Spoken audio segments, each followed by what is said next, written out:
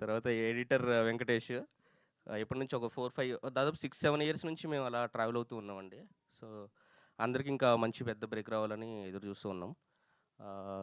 Rakshita costume designer and Gopi. So, thank you so much అండి everyone. ఇంకా శరత్ అన్న ఇక 1 1½ ఇయర్ నుంచి ఆల్మోస్ట్ ఇంకా ఇక అంతే ఇంకొక ఆ రోజు so, thank you so much అన్న శరత్ అన్న ఈ ఆపర్చునిటీ ఇచ్చినందుకు. సో, చాలా అంటే కథ రాయడంలో చాలా హెల్ప్ చేశారు శరత్ అన్న. అంటే ఆయన ఇన్స్పిరేషనే రేలంగి మావయ్య అని ఒక పేజ్ ఉంటుందండి, మీకు తెలిసే ఉంటుంది. మొత్తం చాలా అంటే చాలా ఒక సోల్ఫుల్ కంటెంట్ ఉంటుంది దాంట్లో.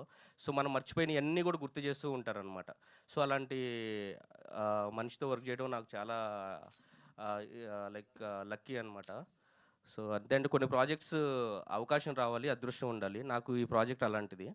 అంటే కొన్ని మెమరీస్ గురించి చెప్పడం అనేది ఒక అవకాశం రావాలి. బేసిక్ కథ చెప్పడం అంటేనే కథలో దాన్ని చాలా జెన్యూన్‌గా తీసుకొని రావాలి. సో, ఈ కథలో ఏంటంటే సంతోష్ ఒక చిన్న ఇన్సిడెంట్ అయ్యి మర్చిపోయాడు.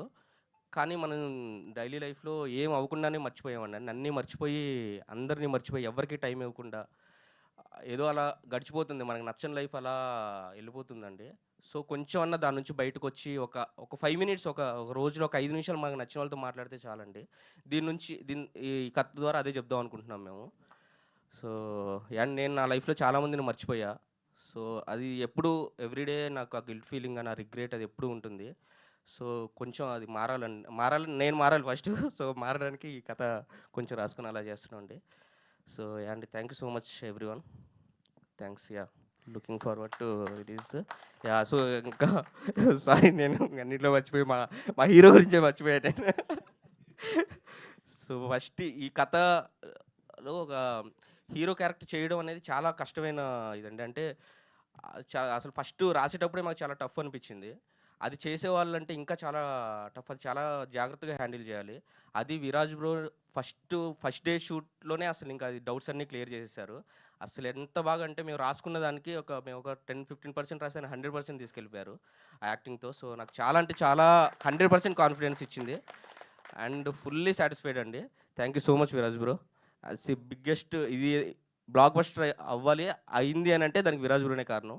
అండ్ పక్కనున్న ఫ్రెండ్స్ నాకు చాలా అంటే చాలా మంచి కాస్టింగ్ దొరికిందండి. ఫస్ట్ థింగ్ చిన్న పిల్లల దగ్గర నుంచి మొదలుపెడితే దాదాపు కాస్టింగ్ చాలా ఎక్కువ మంది ఉన్నారు దీంట్లో. పిల్లలే దాదాపు 5 మెంబర్స్. తర్వాత పెద్దోళ్ళు నెక్స్ట్ జనరేషన్ యంగ్ జనరేషన్ వాళ్ళు 5 మెంబర్స్ అందరూ చాలా చక్కగా కరెక్ట్‌గా కుదిరారు. So, Raghav, Siddhu, Gopi, Viraj bro and అందరూ చాలా బాగా చేశారండి. So, thank you so much. Yashasri ఇక్కడ లేదు. Thank you so much Yashasri. తను చాలా ఫస్ట్ ప్రాజెక్టే చాలా బాగా చేసిందండి. Thanks to everyone. Thank you so much అండి. Thank you. Thank you Vinod గారు. మీ పేరులో ఉన్న వినోదాన్ని మీ రైటింగ్‌తో, మీ టేకింగ్‌తో ఎప్పుడు